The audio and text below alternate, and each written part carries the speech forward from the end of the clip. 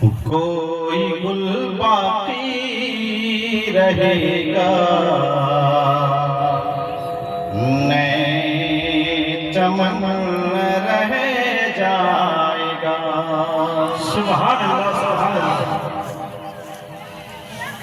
پر رسول اللہ کا دین حسن رہ جائے گا۔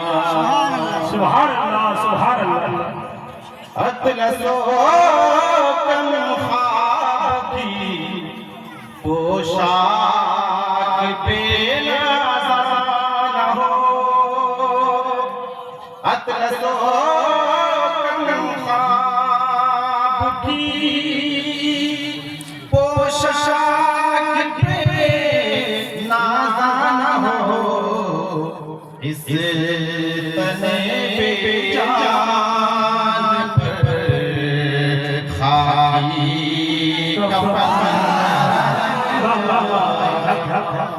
پر رسول اللہ کا دین حسن رہ جائے گا۔ نام شاہان جہاں مٹ جائیں گے لیکن یہاں، نام شاہان جہاں مٹ جائیں گے لیکن یہاں، حشر تک نام و نشانی پنج تک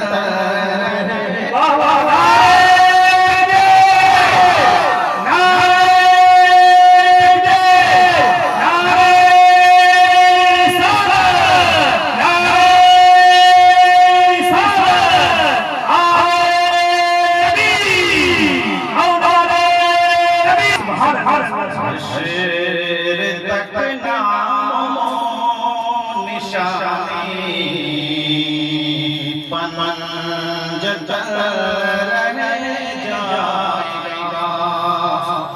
ہم سفیر و باغ میں ہے کوئی دم کے چہے، ہم سفیر و باغ میں ہے کوئی دم کے چہے،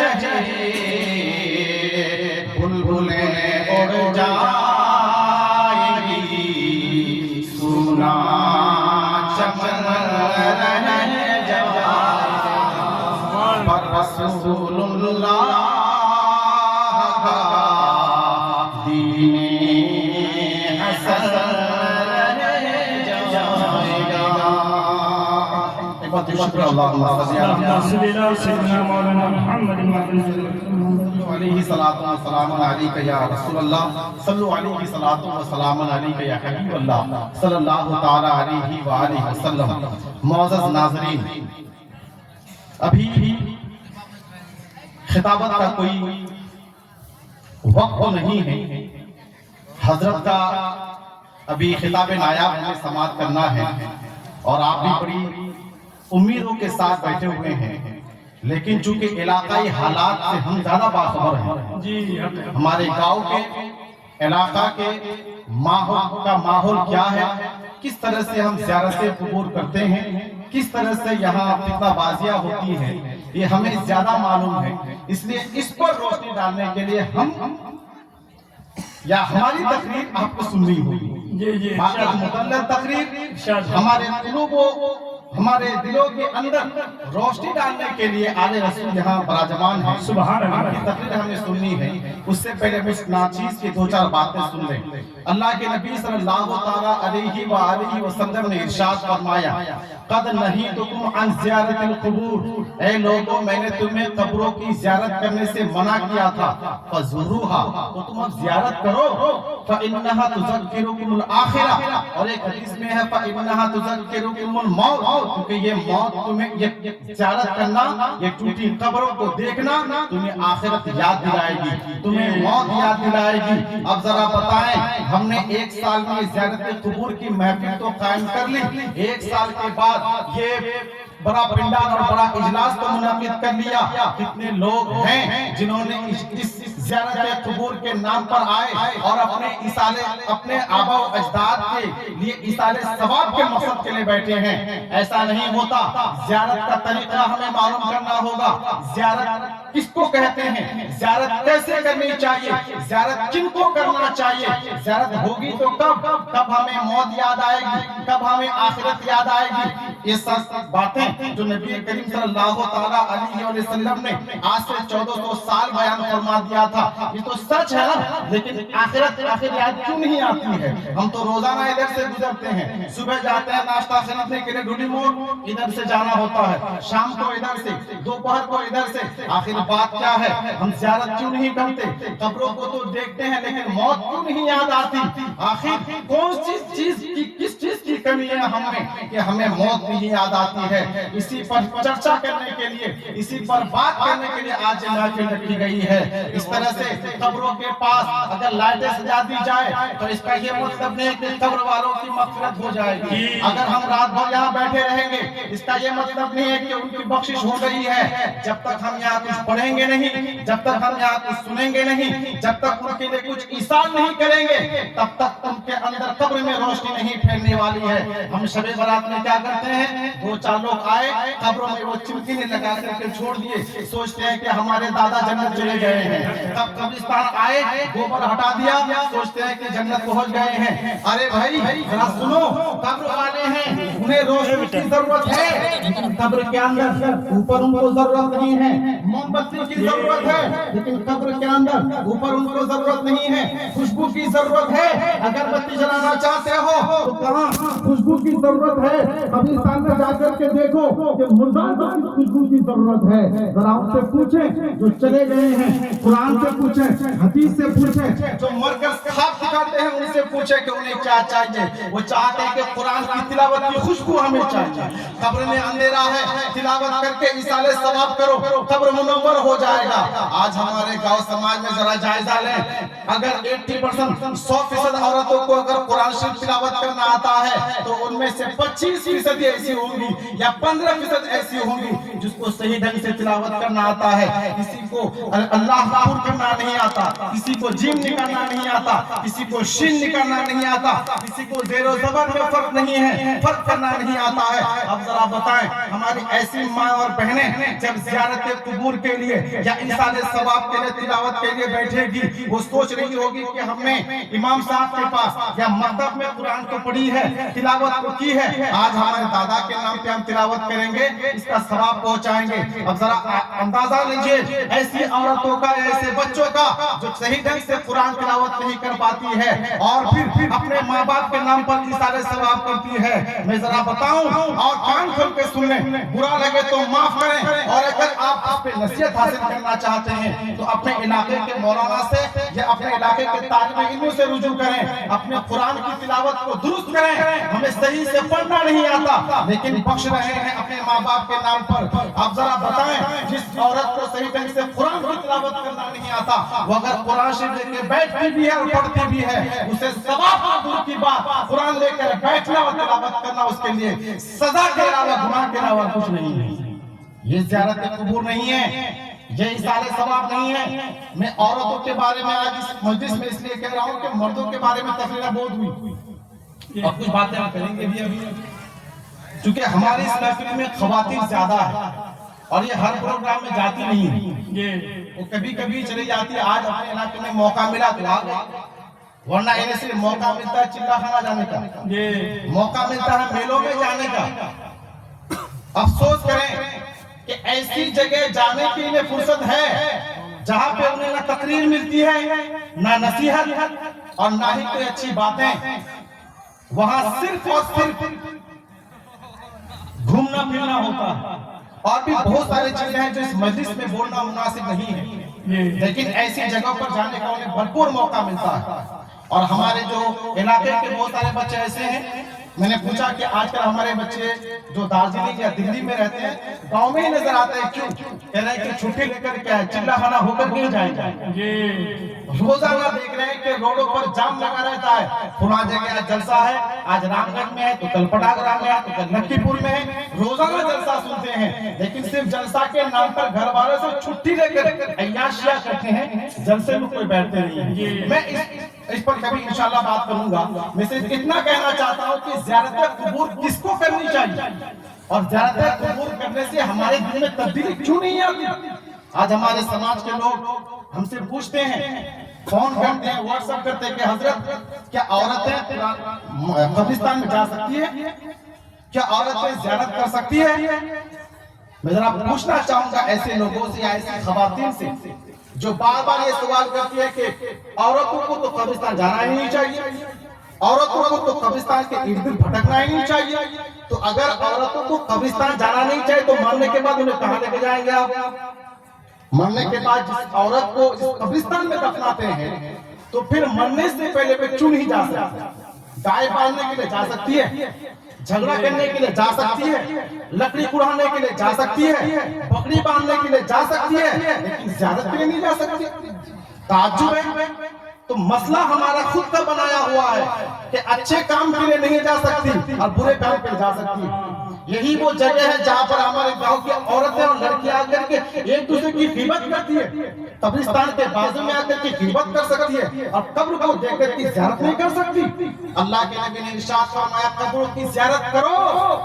پہلے حضور نے منع کیا تھا، وجہ کہ پہلے کے لوگ قبروں کو دیکھ کر کے سجدہ کرتے تھے، قبروں کے پاس جا کر کے نوحمین کرتے تھے، سینہ کوٹی کرتے تھے، اپنے قبروں کو کھڑا کرتے تھے۔ لیکن جب ایمان مکمل طور پر پھیل گیا، اسلام پھیل گیا، ایمان ہر ایک کے دل میں جاگزی ہو گیا، تب اللہ کے نبی نے سمجھ لیا کہ اب اگر انہیں قبروں کی زیارت کرنے کے لیے کہا جائے تو یہ قبروں کو سجدہ نہیں کریں گے، قبروں کو پوجیں گے نہیں، قبروں کو دیکھ کر روئیں گے نہیں، کیونکہ ان کے دل میں توحید آ چکی ہے، میری محبت ان کے دل میں جاگزی ہو چکی ہے۔ اب ذرا بتائیں حضور نے کیا فرمایا کہ پہلے تمہیں منع کیا تھا قبروں کی زیارت کرنے سے، اب قبروں کی زیارت کرو۔ وجہ حضور نے فرمایا فَإِنَّهَا تُذَكِّرُكُمُ الْمَوْتَ اور تُذَكِّرُكُمُ الْآخِرَةَ، کہ یہ قبروں کی زیارت کرنا تمہیں موت یاد دلائے گی، تمہیں آخرت یاد دلائے گی۔ کیوں؟ کیونکہ دیکھیں گے جب قبرستان میں جا کر کے کہ ہمارے گاؤں کی بارسوخ آدمی بڑا پہلوان تھا، 10 لوگوں کو مارتا تھا، اس کی قبر پھٹی ہوئی ہے، ہڈیاں دکھ رہی ہے۔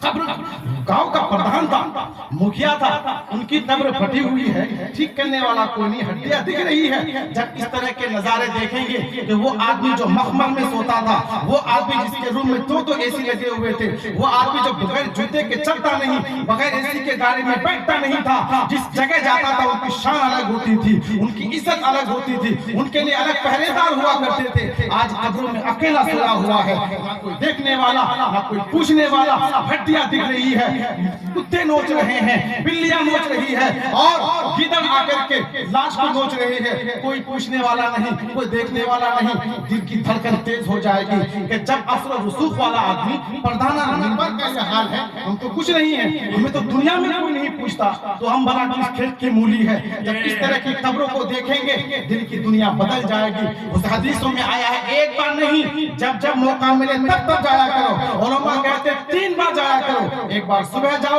ایک بار دوپہر کو جاؤ، ایک بار شام کو جاؤ۔ جب بھی گناہ کا خیال آئے گا قبرستان چلے جاؤ، جب بھی گناہ کرنے کا تمہیں دماغ میں وہم آئے گا قبرستان چلے جاؤ۔ تم سے پہلے بھی لوگ زنا کیے تھے، آج قبر میں سڑ رہا ہے۔ تم سے پہلے بھی لوگ گناہ کیے تھے، آج قبر میں ان کی لاشوں کو کیڑے کھا رہے ہیں۔ تم سے پہلے بھی لوگ سودی کاروبار کیے تھے، آج ان کا حال دیکھیں۔ توبہ کرنے کا وقت ملے نہ ملے، جب قبروں کی زیارت کریں گے، جب قبروں کو دیکھیں گے، دل کی دنیا پلٹے گی۔ ایک بار نہیں تو دوسرے بار صحیح، دوسرے بار نہیں تو تیسرے بار صحیح، جب ہفتے میں مہینے میں ہم بار بار جائیں گے، اس طرح کے قبروں کے بگڑی ہوئی حالات لے کر کے ہماری بگڑی بگڑ جائے گی، بگڑی سدھر جائے گی، بگڑی بن جائے گی۔ اب ذرا بتاؤ یہ کیا صرف مردوں کے لیے ہے؟ مرد گناہ کرتے ہیں انہیں صرف سدھرنا ہے؟ نہیں، بلکہ عورتوں کے لیے بھی ہے۔ عورتیں بھی ایسی ہوں گی جو غیبتیں کرتی ہیں، عورتیں بھی ایسی ہیں جو اپنے خاوند کو نہیں مانتی، اپنے شوہر کو نہیں مانتی، عورتوں میں بھی بہت سارے برائیاں ہیں، تو کیا انہیں سدھرنا نہیں ہے؟ سدھرنا مردوں کو بھی ہے،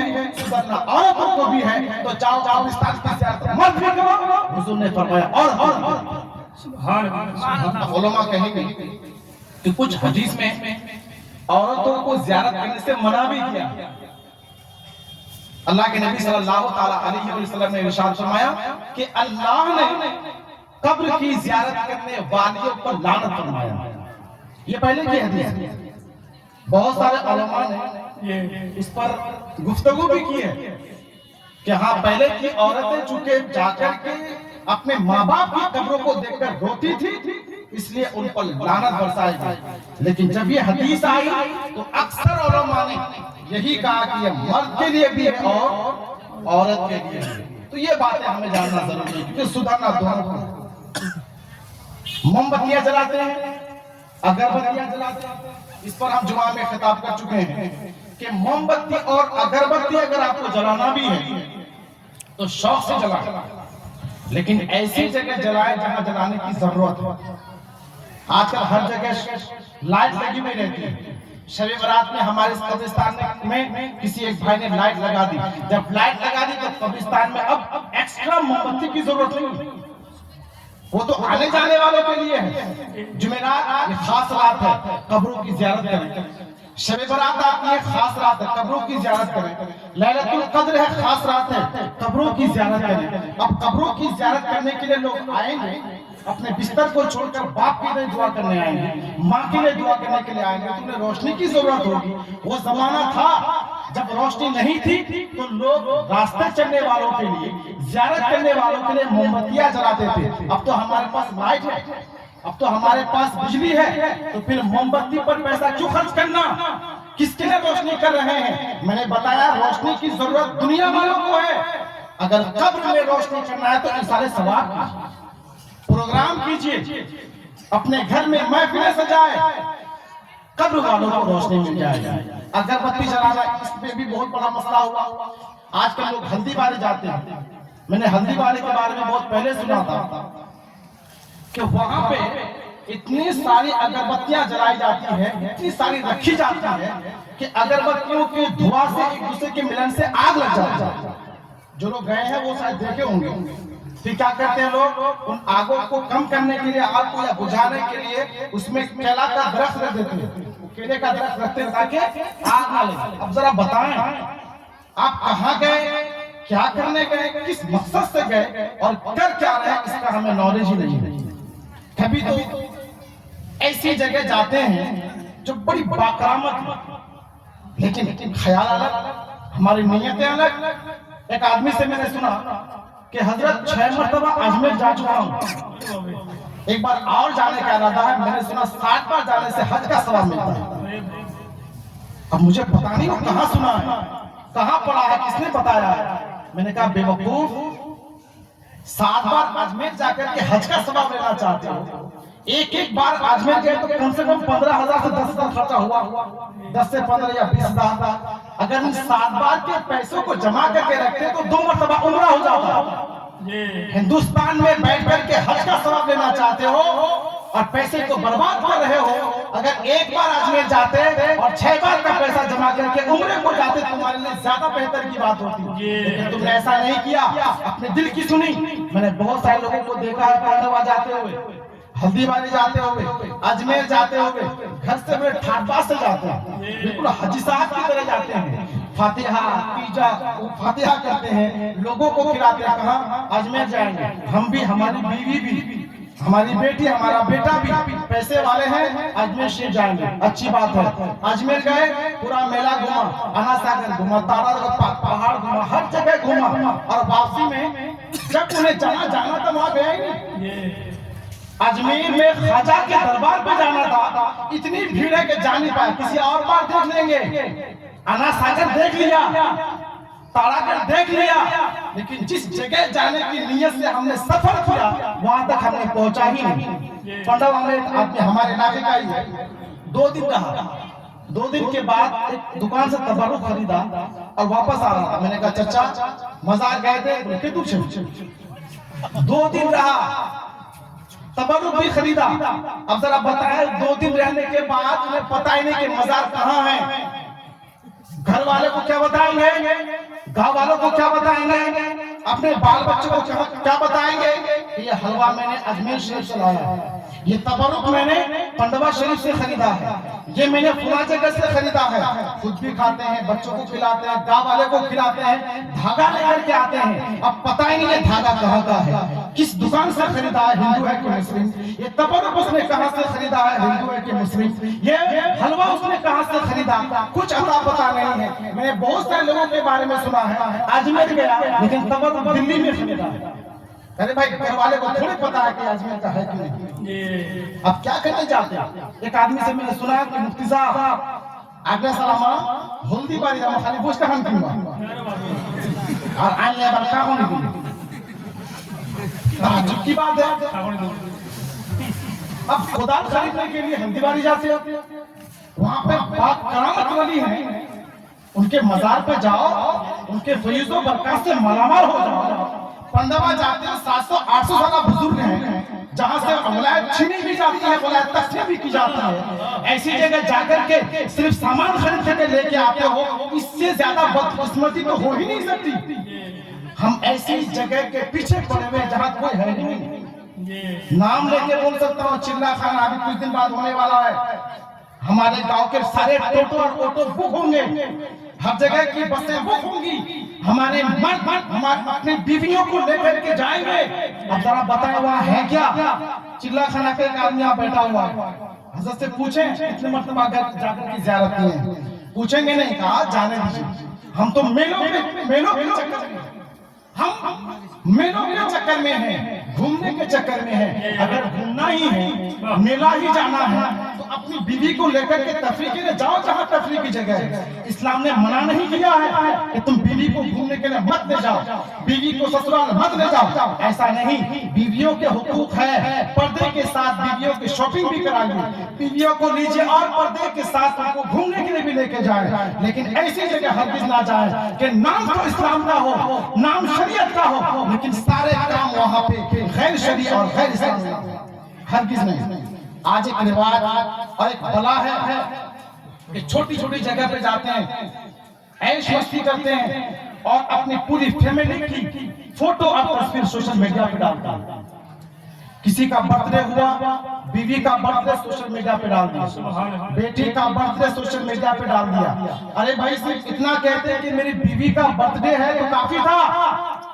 आपकी बीवी आपकी अमानत, आपका सामान, आपका माल है, उसे किसी दूसरे को देखने की ना तो आपको इजाजत दिखाने की, ना किसी को देखने की इजाजत है। लेकिन हमारे समाज के सैकड़ों लोगों को मैं से जानता हूं जो हर आए दिन जब सुबह तैयार होते हैं तो फोटो लेकर सोशल मीडिया पर, शाम को घर आते हैं बीवी के साथ फोटो लेकर सोशल मीडिया पर क्या जताना चाहते हैं कि आपके पास बीवी है, आपने पहली बार शादी की, पूरी दुनिया में आपने शादी की नहीं, हजारों लोग शादी करके चले गए, कयामत तक ये सिलसिला बरकरार रहेगा। आपकी बीवी खूबसूरत है तो दूसरे की भी उससे ज्यादा खूबसूरत। खूबसूरती अगर आपकी बीवी को रब ने दी है तो सिर्फ और सिर्फ तुम्हारे लिए, किसी और के लिए नहीं। क्या जताना चाहते हैं, आप नहीं जानते कि आपकी बच्ची को, आपकी बीवी को किस नजर से, गंदी नजर से लोग देखते होंगे, इसकी हमें परवाह नहीं। हम अपने निजी जिंदगी को सोशल मीडिया पर शेयर करते हैं, बीवी और बच्चों की तस्वीरें सोशल मीडिया पर शेयर करते हैं और कहते हैं कि हम मुसलमान हैं। नहीं, अभी बहुत बाकी है। रब ने फरमाया, ऐ मुसलमानों इस्लाम में पूरे तौर पर दाखिल हो जाओ। हम पहली सीढ़ी पर हैं और खुद को जन्नती समझ बैठे हैं। नहीं, बहुत कुछ करना बाकी है। अगर अपने आबा व अजदाद को खुश करना चाहते हो, उनके लिए इसाले सवाब करना चाहते हो, तो सबसे बड़ी चीज ये होगी कि हम खुद को सुधार लें। मौलाना सैफुल इस्लाम साहब मामा हमारे एक वाकया को सुनाते हैं, हजरत ईसा अलैहिस्सलाम के जमाने का वाकया कि एक बच्चा जब यतीम होता है, उसका बाप कब्र पे होता, उसको मकतब में ले जाया जाता है। उस्ताद जब कहता है पढ़ो पढ़ो बिस्मिल्लाहिर्रहमानिर्रहीम, तो उसके बाप के सर से जिस पे अजाब हो रहा था, अल्लाह ताला उस अजाब को उठा लेता। ईसा अलैहिस्सलाम कहते हैं कि मैंने तो अभी थोड़ी देर पहले इसके बारे में सुना कि अजाब हो रहा था, अभी क्या हो गया कि اس کو جنت مل گئی، اس کا عذاب معاف ہو گیا؟ تو رب نے ارشاد فرمایا کہ عیسیٰ جس کا بچہ زمین کے اوپر مجھے رحمان کہے، رحیم کہے، مجھ رحمان اور رحیم کو یہ گوارا نہیں تو اس کے باپ کو میں عذاب دوں۔ اب ذرا بتائیں آج ہمارے سماج اور سماج میں ایسی کتنی برائیاں ہیں، باپ مر چکا ہے، بھائی مر چکے ہیں، یا تو ماں مر چکی ہے، لیکن ان کے بچے، ان کی بچیاں آج جگہ جگہ پر سوشل میڈیا پر ڈانس کرتے ہوئے نظر آتے ہیں۔ یہ ایصال ثواب ہے؟ نہیں، ایصال گناہ ہو رہا ہے۔ ہمارے آنکھوں کے سامنے ہماری بیٹی ناچ رہی ہے، ہم نے کچھ نہیں کہا۔ ہماری بچیاں جگہ جگہ پر یا تو برتھ ڈے کے نام پر، ٹیچر ڈے کے نام پر، الگ الگ دیش کے نام پر خرافات کر رہے ہیں۔ ہم نے اپنی آنکھیں موند لی ہیں، ہم نے کچھ نہ کہنے کی ٹھان لی ہے۔ اب ذرا بتائیں یہ بچی جب بڑی ہوگی کیا بنے گی؟ یہ بچہ جب بڑا ہوگا تو کیا ہوگا؟ یہ بچے جس کو ہم آج منع کر سکتے ہیں، منع نہیں کر رہے ہیں، ہمارے لیے درد سر بن جائے گا۔ تو ہمارے لیے ضروری ہے کہ خود کو سدھاریں۔ اگر ہم سدھر جائیں گے، ہمارے آباء و اجداد کو ایسے ہی ہر کام کے بدلے میں ایصال ثواب ہوگا۔ نماز پڑھیں گے تو انہیں ایصال ثواب ہوگا، ہم زکات دیں گے انہیں ایصال ثواب ہوگا، محفلیں قائم کریں گے تو بھی ایصال ثواب ہوگا۔ ایک آخری بات کہتے ہیں کہ میں اپنی بات کو ختم کرنا چاہوں گا، وہ یہ ہے کہ علاقے میں تیجا اور 40 کا بڑے دھوم دھام سے کیا جاتا ہے، کرنا چاہیے، بہت اچھی طرح کرنی چاہیے۔ اس سے پتا چلتا ہے کہ آپ کو اپنے باپ سے کتنا لگاؤ تھا، آپ کو اپنی ماں سے کتنا لگاؤ اور کتنی محبت تھی، اپنے اچھے خاصے پیسے خرچ کیے۔ لیکن میں ایسے لوگوں کے حالات بھی جانتا ہوں کہ سن کر بڑا دکھ ہوتا ہے کہ بچوں نے 40 وقت بڑے دھوم دھام سے کیا، سینکڑوں مولاناؤں کو بلا کر سب کو 500 روپے نذرانے بھی دیے، لیکن جس باپ کے لیے تیجا کیا، جس باپ کے لیے دھوم دھام سے 40 وقت کیا، اس باپ کے بارے میں جب سنا تو رونگٹے کھڑے ہو گئے کہ جب باپ بیمار تھا، زندہ تھا، ہر بچے کے پاس گیا کہ بچے بیٹا میری دوائیاں لا کر کے دو، کسی نے نہیں سنا۔ بڑا بیٹا بھی دھتکارا، چھوٹا بیٹا نکارا، بیچ والا بھی نکار دیا، کبھی ماں اس کے در پہ اس کے در پہ، باپ 1 روپیہ کے لیے 500 روپیہ کے لیے دوائی کے لیے تڑپتا رہا اور تڑپ کے مر گیا۔ جب یہ بچے جس نے اپنے ماں کی نہیں سنی، باپ کی نہیں سنی، انہیں نہ دوائی خرید کے دی، نہ کپڑے دیے، نہ انہیں اور کوئی سہولیات فراہم کی، یہی بچے جب مر جاتے ہیں، یہی باپ جب مر جاتا ہے، یہی ماں جب مر جاتی ہے، تو پھر ان کے بچے پیسے اکٹھا کر کے دھوم دھام سے تیجا اور 40 کرتے ہیں۔ افسوس کی بات ہے کہ نہیں ہے، صرف ایصال ثواب ایسے نہیں ہوگا۔ اگر باپ زندہ ہے ان کی خدمت کر کے اپنے آپ کو پہلے ایصال ثواب کا، اپنے آپ کو پہلے ثواب پہنچاؤ۔ باپ اگر تڑپ کے مرا تو ہزاروں لوگوں کو بلا لو، دنیا کے سارے لوگوں کو بلا کر کے تلاوت کروا لو، اس کی بخشش نہیں ہو سکتی جس آدمی نے اپنے ماں باپ کو پریشان کیا۔ تو تیجا 40واں دھوم دھام سے کرانا چھوڑیں۔ جن کے ماں باپ زندہ ہیں پہلے ان کی خدمت کریں، ان کو دوائیاں دیں، ان کی سہولتیں فراہم کریں، اس کے بعد جا کر کے ان کی اپنے لیے اور بعد میں تیجا اور 40واں کریں۔ ایک بات اور کہ بہت سے لوگ تیجا اور 40واں کرتے ہیں، یہ مسئلہ پہلے بھی بتا چکا ہوں۔ باپ مر گیا، تیجا اور 40واں کرنے کے لیے سارے بچے اکٹھا ہو گئے۔ اگر سارے بچے جوان ہیں، بالغ ہیں، تو ان سب کے پیسے کو اکٹھا کر کے ان کی رضامندی سے تیجا اور 40واں بڑے شوق سے کر سکتے ہیں، بڑے دھوم دھام سے کر سکتے ہیں۔ لیکن اگر کوئی نابالغ ہے، چھوٹا ہے، 5 سال کا، 7 سال کا، 10 سال کا بھی، تو ایسی صورت میں باپ کے مال سے جتنا پیسہ اس چھوٹے بھائی کو ملے گا اس کو دے دیں۔ اس کے بعد جو باقی پیسے بچے ہیں باقی حصے داروں کے، وہ لوگ آپس میں رضامندی کے ساتھ تیجا اور 40واں۔ میں نے بہتوں کو دیکھا ہے کہ بہن ناراض بیٹھی ہے کہ نہیں ہمیں زمین چاہیے، بھائی کہہ رہا نہیں پہلے ہم 40واں کریں گے بڑے دھوم دھام سے، اس کے بعد زمین ملے گی، چاہے 1 کٹھا زمین بیچ دینا پڑے۔ چھوٹا بھائی بھی پریشان، اس کو تو کچھ پتا ہی نہیں ہے، اپنے آپ پر تصرف کرنے کا حق شریعت نے اسے نہیں دیا۔ تو جو زمین اس کے حصے میں ہے، جتنا پیسہ اس کو مل سکتا ہے وہ اس کو دینا ہوگا، اس کے بعد آپ تیجا اور 40واں کر سکتے ہیں، لیکن ایسا نہیں ہوتا، بلکہ پورے پیسے سے ہم تیجا اور 40واں کرتے ہیں، جس سے تیجا اور 40واں کرنا یہ بالکل ناجائز ہو جاتا ہے، کیونکہ ایک ناحق کا مال ہے، ایک ایسے بچے کا مال ہے جو راضی نہیں ہے۔ اگر کسی کی رضامندی کے بغیر کسی بھی دینی کام میں یا غیر دینی کام میں، دینی اور دنیاوی کسی بھی کام میں اگر خرچہ کیا جائے وہ جائز نہیں ہے۔ ایک آدمی سے پوچھا گیا، ایک مولانا کے پاس ایک آدمی کچھ تحفہ لے کے گیا، بتایا حضور یہ میرے باغ کے کچھ پھل ہیں، یہ آپ کھا لیں۔ تو اس مولانا نے اس آدمی سے کہا، اچھا بتاؤ تمہارے باپ نے تمہاری پھوپھیوں کو، یعنی تمہارے باپ کی بہنوں کو تمہارے دادا کی جائیداد میں سے حصہ دیا تھا کہ نہیں؟ اس نے کہا حضور معلوم نہیں ہے۔ اگر نہیں دیا تھا تو اس نے کہا کہ اگر تمہارے باپ تمہاری پھوپھیوں کو زمین سے اور تمہارے دادا کے جائیداد سے حصہ نہیں دیا تو قیامت تک اس باغ سے جتنے پھل ہوں گے وہ پھل کھانا تمہارے لیے بھی اور تمہارے آنے والے نسلوں کے لیے بھی حرام ہو جائے گا۔